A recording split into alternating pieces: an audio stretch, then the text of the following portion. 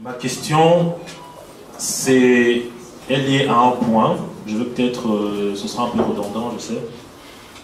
Mais je sais qu'il y a aussi une grosse polémique concernant le passage de M. Cabral à l'ADEC.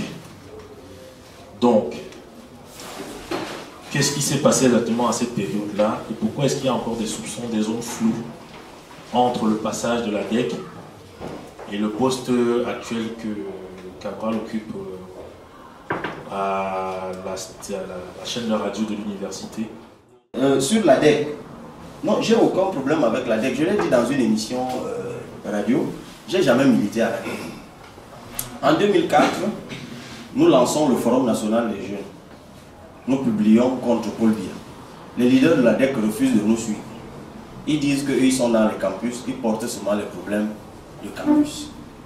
Bon, certains d'entre eux avaient des relations haut placées avec certains dirigeants, ça pouvait se comprendre. Un an plus tard, en 2005, l'ADEC devient un grand mouvement. Ils viennent nous voir, on leur dit que non. Nous, il y a un an, on vous a dit que les problèmes de campus ne peuvent se régler que sur le terrain politique. Maintenant, vous voulez sortir de campus pour intégrer déjà les revendications politiques. Bonne chance. Mais nous, on rentre donc au campus pour porter les revendications du campus. On a créé le comité de défense des intérêts des étudiants de Yaoundé 2. C'est nous qui avons obtenu les premiers, le paiement de la pension en une tranche. Nous avons été en deux tranches. Nous avons été les premiers à obtenir même le resto à 100 francs. Nous avons été les premiers à obtenir l'annulation des frais médicaux. La première charte des droits et devoirs de l'étudiant camerounais, je l'ai écrite de ma main, la première mouture. Quand Aboué Mathieu fait le tour des universités en 2005, il s'arrête pour prendre nos revendications. Le problème que j'ai avec mes amis de l'ADEC, je crois que c'est un combat éternel, on va combattre jusqu'à la fin de nos jours, c'est qu'ils nous en veulent d'avoir empêché l'entrée de l'ADEC à Yaoundé 2. Et oui, et c'est tout. Et on l'assume, je l'assume. Le jour où ils sont arrivés à soi, les gars les ont jetés dehors. C'est nous qui sommes allés séparer.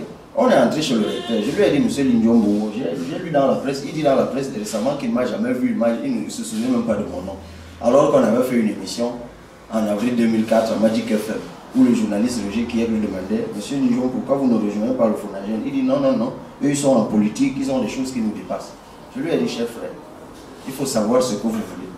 Maintenant là, vous marchez déjà avec les ONG, vous descendez avec les Hilaire Kamga, ils sont en politique.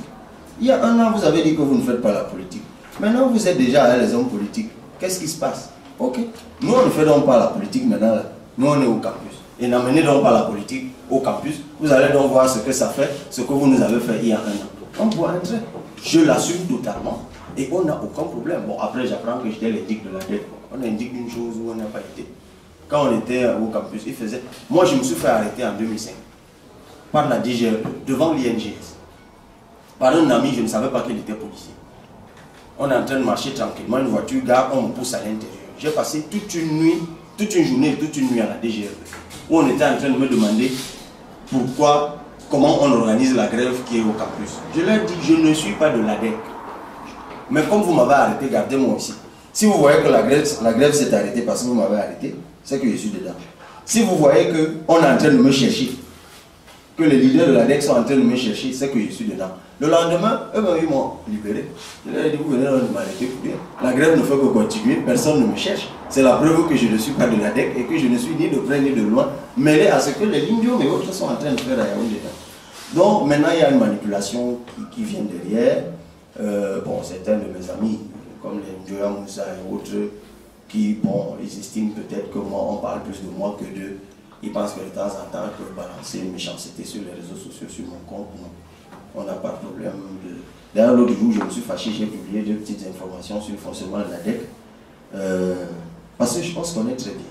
Donc, le moment vient, on va parler. Je sais qui a appris quoi, où et comment. Ceux qui ont voyagé, je sais comment. Il faut faire parler les autres membres de l'ADEC, que vous en apprendrez davantage. Mais ça ne m'intéresse pas, ce n'est pas mes oignons. Ils ont fait ce qu'ils ont fait. Leur grève a apporté beaucoup dans les universités en 2005. La réforme, tout le monde doit le leur reconnaître. Il y a beaucoup d'avancées que l'ADEC a obtenues. Et je le reconnais en toute honnêteté. Qu'eux aussi fassent un peu l'effort de reconnaître ce que mon combat a aussi pu apporter. C'est tout ce que je leur demande. Arrêtons de faire des chamailleries de gamins. On a eu des bisbilles quand on était au campus, on ne s'est pas entendu. On ne peut pas venir plus de 10 ans plus tard se régler des comptes. Non. Revenez, battons-nous. Si 11 millions d'inscrits ne vous intéressent pas, soit faites-nous 12 millions. Mais faites quelque chose. Plutôt que de s'auto-détruire, ça ne nous avance pas.